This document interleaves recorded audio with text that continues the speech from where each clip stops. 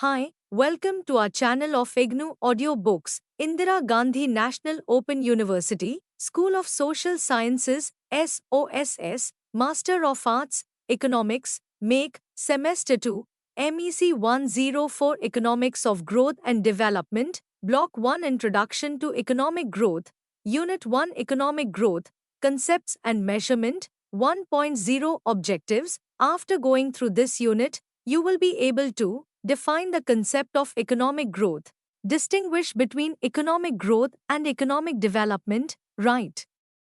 A note on the different types of growths used in empirical works, explain the importance of studying the process of economic growth, discuss the sources of economic growth, and outline the limitations of focusing only on economic growth. 1.1 Introduction. If you speak to your parents and grandparents about their life when they were young, you will find that your standard of life is much higher than theirs. The material standards of living have substantially improved for most of the people in the last few decades in most countries. This improvement in standard of living has come about from the rising levels of incomes. This has made it possible for people to consume higher quantities of goods and services as well as of better quality. This course explains how economic theory is useful to better understand the process of economic growth and change. There are no universal laws which govern the process of economic growth. But there are many economies that face a relatively small set of dominating constraints in their process of growth and structural change. Economics by itself cannot offer a satisfactory explanation of either particular historical experiences or some general phenomena such as technical progress. But it can offer valuable insights into the fundamental process of growth in these economies. Paul Roma, 1996, explains the process of economic growth using an interesting analogy. He says, economic growth occurs whenever economic agents take resources and rearrange them in ways that are more valuable. A useful metaphor for production in an economy comes from the kitchen. To create valuable final products, we mix inexpensive ingredients together according to a recipe. The cooking one can do is limited by the supply of ingredients, and most cooking in the economy produces undesirable side effects. If economic growth could be achieved only by doing more and more of the same kind of cooking, we would eventually run out of raw materials and suffer from unacceptable levels of pollution and nuisance. Human history teaches us, however, that economic growth springs from better recipes, not just from more cooking.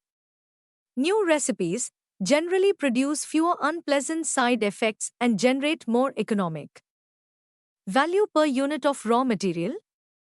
If no new recipes or ideas were discovered, each successive generation tends to approach the limits to growth that finite resources and the undesirable side effects from its consumption would yield.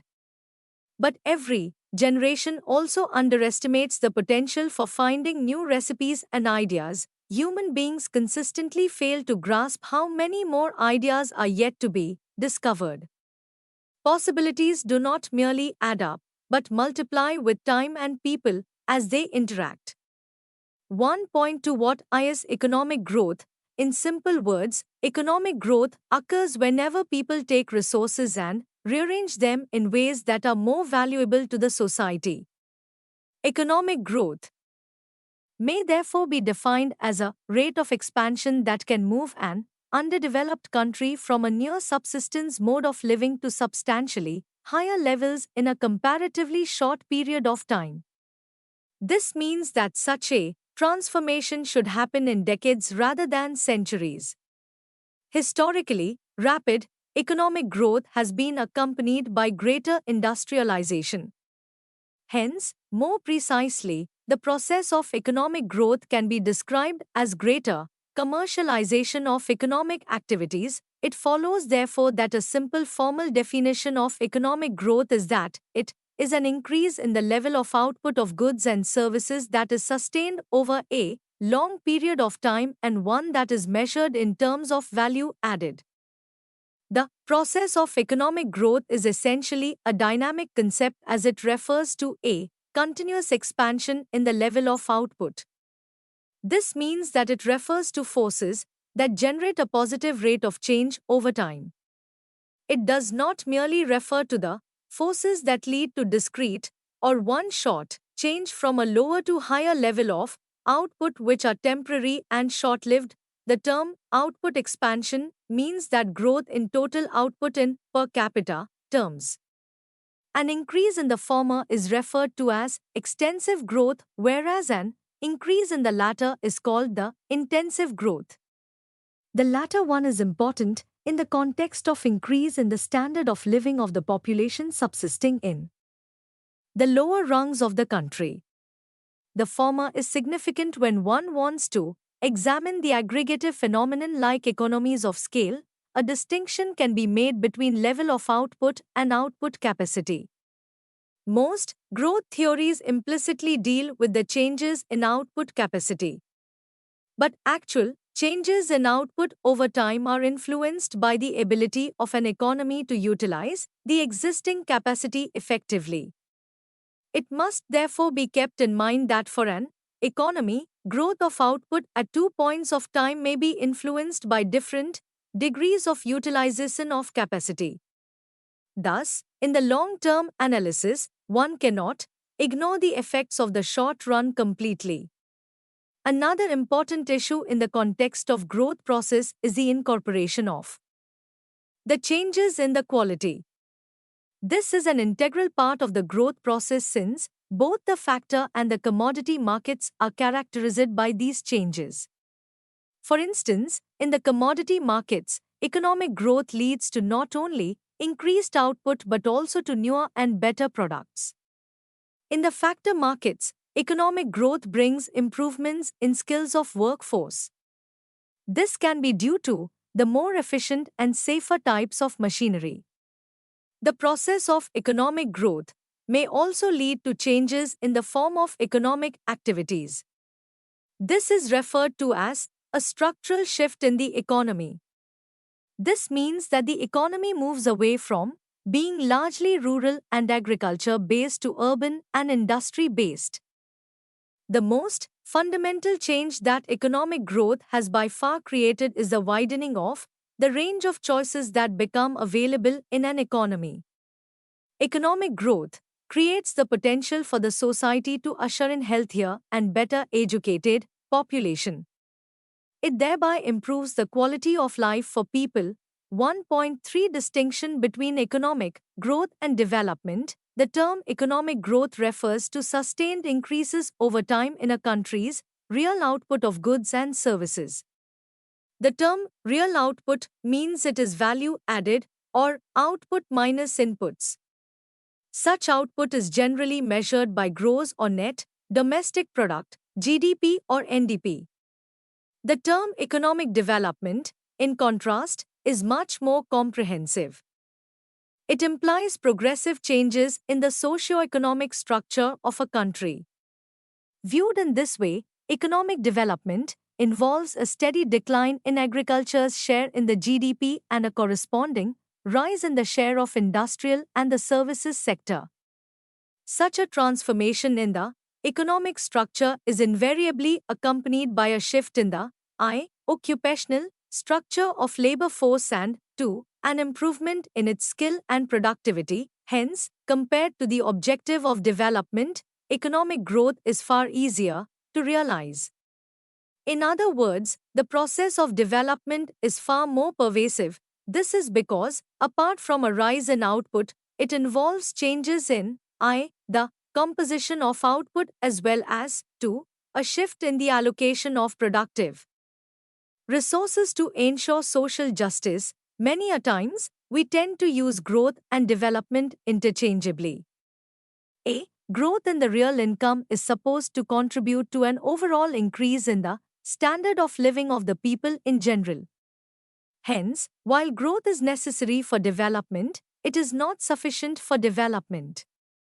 The average per capita income, Figures are derived by dividing the total real income by the total population of the country. But it does not say anything about the distribution of income, occupational structure, share of agriculture and industry, etc. 1.4 Distinction between different types of growths. Growth is related to change in the value of a variable. If the variable is GDP, then it relates to economic growth. If it is related to population, then it is population growth. It is always expressed as a percentage. For its calculation, we need minimum two values, one for the base year and one for the year up to which we want to calculate the growth rate. When the growth rate depends only on the two values, the base year value and the terminal year value, it is called as the average annual growth rate, AGR. Note the word average. If we are calculating the growth rate of the economy between 1975 and 2020, it is the average growth rate for the 45 years taken as n for number of years in the period, but based only on the initial year's value for 1975 and the terminal year's value for 2020. The AGR is compound annual growth rate, CAGR, when it is calculated by using the logarithmic values of the base and the terminal year values. If we have data for all the years in a time series, we can estimate the growth rate by fitting a trend line. We will see the specific difference in these approaches in this section. A. Growth and change. Let x be an economic variable. Let x0 be its initial value and x1 be its subsequent value. Now, the proportional change in reach ing x1 from x0 is given by x1 minus x0 upon xo is equal to delta x upon x0. For expressing the measure of growth as the growth rate, the proportional change is multiplied by 100, i.e. 100 delta xx0. You must note that if x is itself in percentage, it then becomes tricky. For instance, if unemployment decreases from 15% to 12%, it is a reduction of 3 percentage points. B. Types of growth rate. When we have data for more than one point of time or year, we need a formula to calculate the growth rate. We may have the values only for the two terminal years of the period or for more time points. Let us say y0 is the income in the initial year. There are n number of years and we have to find out are the average annual rate of growth. If income in the year t is given by yt, then we have the relationship between y0 and yt expressed as y1 is equal to yo1 r power n, taking log or logarithm on both sides of this, we get, look at the screen. Here, r is the geometric mean of the values x1, x2, xt. As an illustration, let us consider estimating the population growth as follows. dp upon 1 upon p is equal to dp dt upon p. Here, dp dt is called as the absolute growth rate. The term on the LHS, i.e. dp dt by p, is called as the relative growth rate. There are two other types of growth, with the arithmetic growth and the geometric growth. In the arithmetic growth, also called the simple growth, the growth is by a constant amount in each time period. In the geometric growth, called the exponential growth, growth between any two periods is same but by a constant proportion of value. Note that when we have values in an annual time series, a linear trend relationship can be fitted for the data. The form of the equation in its linear form would be of the type y is equal to alpha beta t omega 1, where t indicates time taken in years, taken chronologically as 1, 2, 3. For the different years in the series, and mu is the error or the disturbance term. In equation 1, y is the value of the principal variable for which we are calculating the growth rate, e.g. population, GDP. In order to arrive at an estimate of g, the growth rate, we need to express the value of y in their logarithm.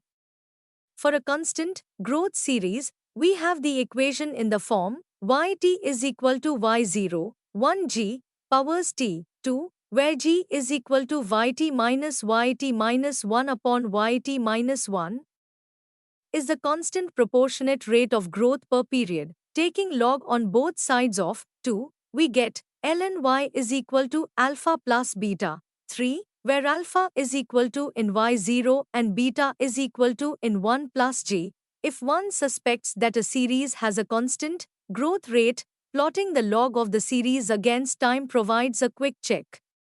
If the series is approximately linear, an equation of the type 3 can be fitted by the method of least squares. In this method, we regress the log values of y on t, the year, taken in chronological order like 1, 2, 3. The beta coefficient in 1 represents the continuous rate of change, whereas the g in 2 represents its discrete case. Note that if we take the first difference in log, we get the continuous growth rate, which is an approximation to the discrete growth rate. This approximation is reasonably accurate for small values of g. Note also that the geometric mean growth rate is the same as the compound growth rate. In order to verify this, let wo be the value of the variable in year 2000, the first year, vt, be the value of the variable in the year t, and g be the compound average annual growth rate. Then from, look at the screen, thus, the geometric mean growth rate is the same as the compound growth rate. 1.5 Importance of economic growth. The question arises as to why one should study the growth process. This is because it helps us to know answers to questions like A. Why Britain was the first country to industrialize? Or B. Why even after having the head start Britain fell behind the United States, Germany and Japan and, more recently, to many other West European countries? Or C. Why economic growth has been concentrated in the relatively small part of the world economy of Western Europe, North America and parts of Asia? Or D. What were the reasons for the rapid economic growth of the East and Southeast Asian economies for almost 3 decades, and E. How China in the last 2 decades outshined all previous growth experiences? Economic theory of growth is essential for answering all these questions, though it is not sufficient. This is because the growth theory has not developed adequately to explain some important phenomenon like technical progress or the welfare consequences of growth. Besides providing an answer to these questions, there are other important reasons to study economic growth. These are as follows. The historical experience of each of the economy has some unique characteristics. It involves forces some of which cannot be duplicated in another economy. Economic theory, in these circumstances, can suggest some hypotheses as to why growth occurs at different rates at different times across countries. In the process, it can also identify some strategic variables such as increases in agricultural productivity or rate of capital accumulation, etc. Such insights will be useful for other economies to focus upon. An understanding of the process of economic growth as above would help in formulation of economic policy. This needs us to make a distinction between the short-term policy measures from the long-term policy measures. This is in view of the fact that policies on exchange rate or monetary or fiscal policies have differential impact on the consumption and investment patterns of people in each country differently. One of the reasons why Keynesian policies were so popular across the world was that it identified the rate of investment as a key policy variable which unequivocally applied to all the economies.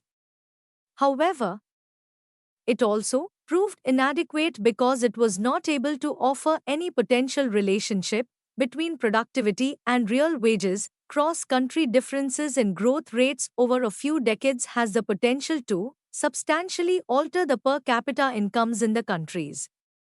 For instance, from 1960 to 1999, the per capita income growth in Argentina and Venezuela was 1% and 0.1% respectively. In the same period, the growth rates of Japan and Hong Kong were at much higher level of 4.4% and 5.4% respectively. Note how the rapid growth rates of the two Asian economies dramatically altered their relative per capita incomes compared to the other two economies. Some other advantages of studying the growth process may be elaborated as follows. 1. Economic growth creates the potential for offering a wider range of choices, tangible as well as intangible, to the people. For instance, economic growth offers the freedom to enjoy greater leisure or more material wealth in the form of goods and services. In poor countries, around 50 to 70% of the population work in agriculture to feed the entire population. In rich countries, less than 10% are enough to do the job. This makes much larger number of people available for other activities such as medical science, education, scientific research, entertainment, etc.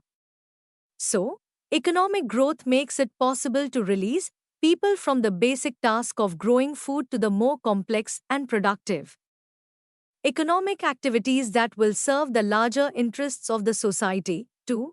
Rapid economic growth is one of the important instruments to resolve social tensions. Such tensions result from different segments of population seeking better opportunities like higher wages, improved housing, education, health, and other amenities. If the level of income in the economy is stagnant, then desires of one group could be met only at the cost of the other groups. Naturally, it leads to social conflicts. Through rapid economic growth, this conflict could be avoided to a very large extent. 3. Economic growth increases control of humans over their environment. For instance, higher levels of income resulting from rapid economic growth could be invested in development of life-saving drugs, environmentally friendly technologies, etc. that would contribute to protecting life from death and diseases. 4. In the process of economic growth, women are likely to benefit far more than the men. In most low-income economies, most of the household tasks are done by women. In the advanced societies, many such tasks are done by machines or hired help. This means women are freed from many such tasks which can be relegated to specialized persons who are better at doing those tasks with the scale advantages. In the process, women gain freedom from drudgery and their potential can be diverted to more productive tasks. 5. Economic growth also permits mankind to indulge in the luxury of greater humanitarianism. This is in the sense that at higher levels of income they can afford to forego part of their income to uplift others who have not been so fortunate.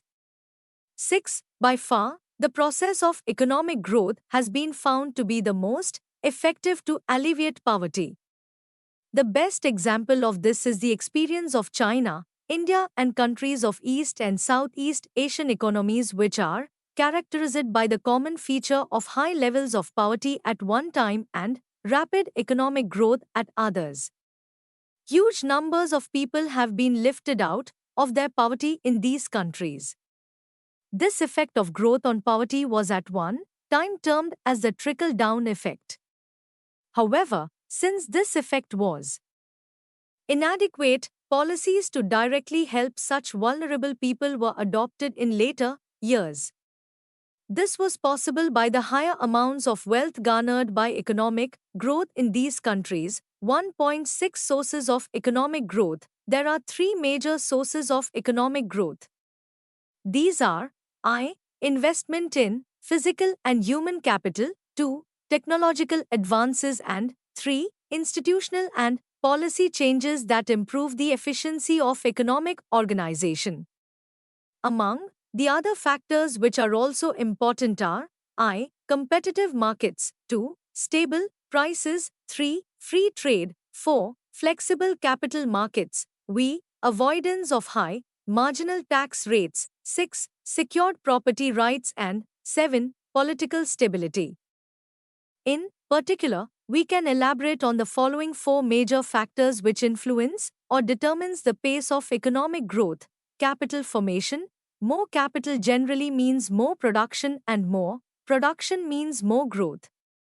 Since capital accrues and accumulates by investment, the level of investment is a major determinant of future growth. In other words, capital formation is of crucial importance in the process of economic growth. It is therefore necessary to step up the rate of capital formation so that a large capital stock of machines, tools, and equipment is accumulated over time. Capital formation also requires skilled workforce. Hence, skill formation by education and training is important. Only this enables the physical apparatus or equipment created to be utilized effectively, which in turn raises the level of productivity. The larger the stock of capital, the greater would be the productivity of labor.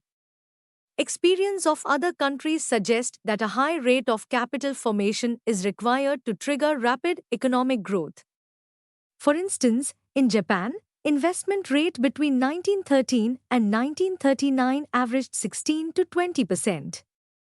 In some of the East European countries like Czechoslovakia and Poland, gross investment rates have ranged between 20 and 25%. In India, for many years now, the investment rate, which is expressed as a percent of GDP, has been more than 30%.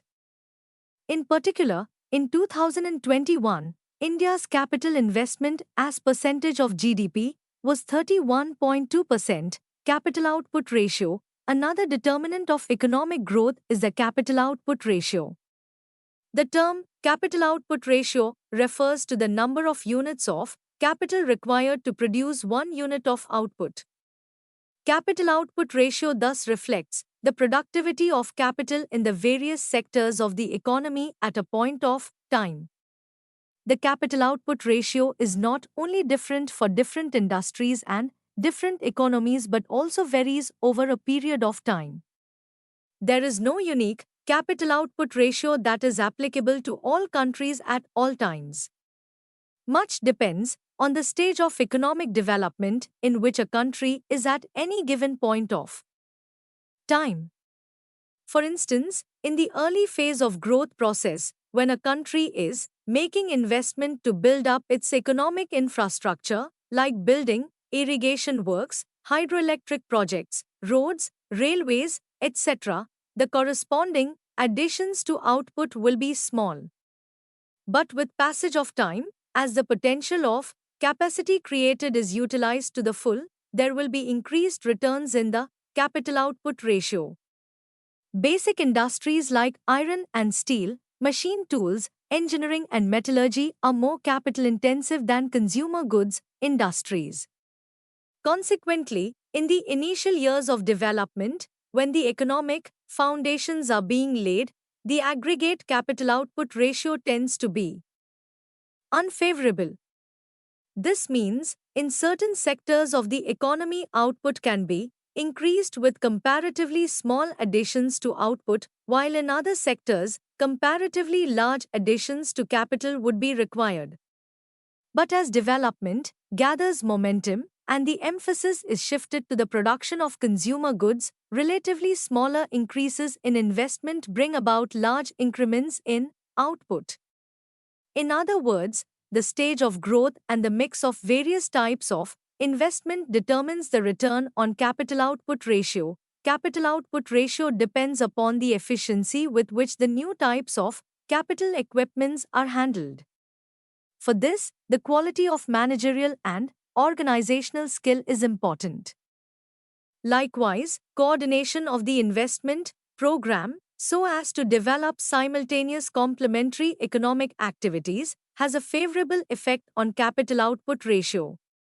In other words, the capacity of the economy to more effectively use the investment at a particular time influences the capital output ratio. The rate of growth of national income in an economy depends upon the rate of investment and the capital output ratio.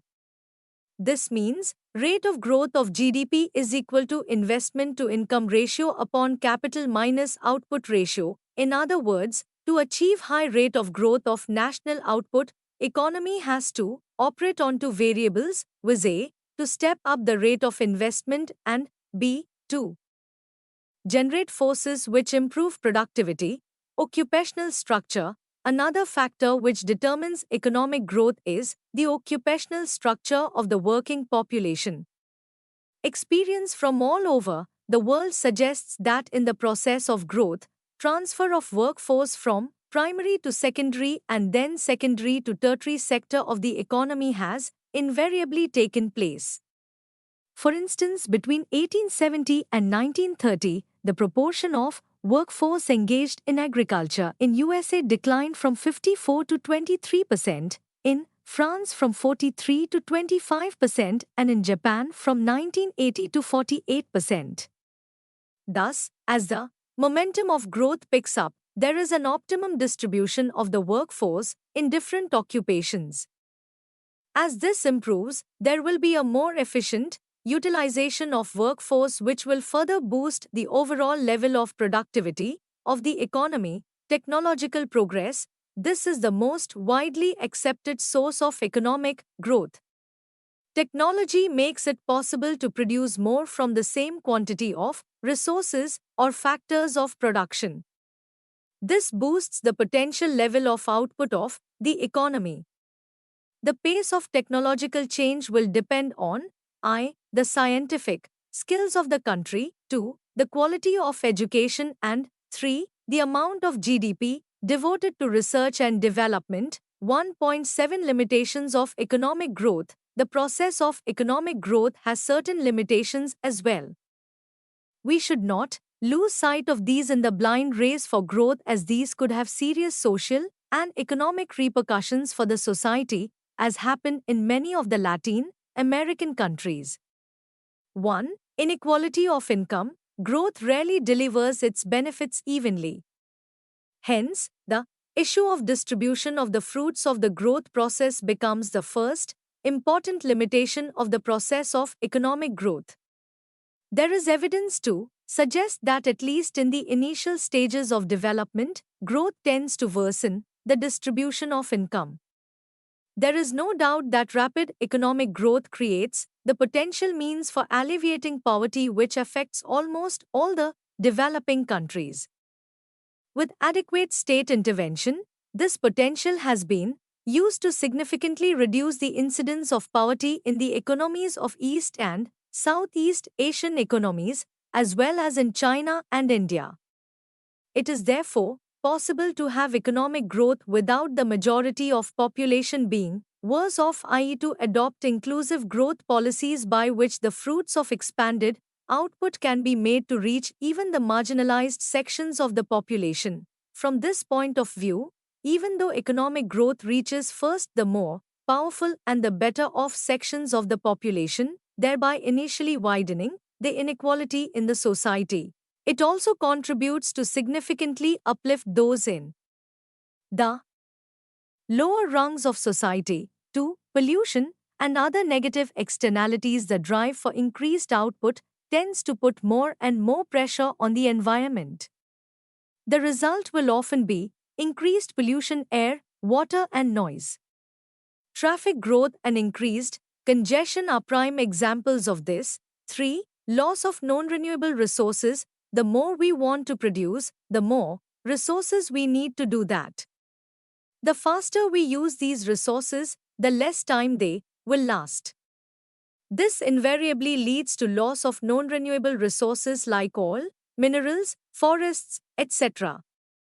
Hence, economic growth makes it possible for people to reach higher level of material welfare for some commodities, and at present, however, it reduces social welfare, as it also leads to scarcity of some resources for future generations. In other words, it leads to unsustainable growth on a long-term time frame. This means it makes it more difficult for maintaining the present level of welfare in the times to come. 1.8 Summary: The importance of economic growth cannot be overstated. Growth in income is essential for achieving economic, social, and even political development. In view of this, in recent years, focusing on economic development has been accorded greater priority. This is true particularly after the 1990s when the concept of HDI was brought under focus, making it one of the most dynamic fields in economic analysis. In this unit, the concept of economic growth is explained for its measurement and process-related issues. The unit also elaborated on why we need to study the process of economic growth and how, achieved sustainably, it helps us to make the process of development inclusive to all sections of the society. The unit has finally outlined the limitations of economic growth. Thank you for watching. We will see you in the next video with the next chapter.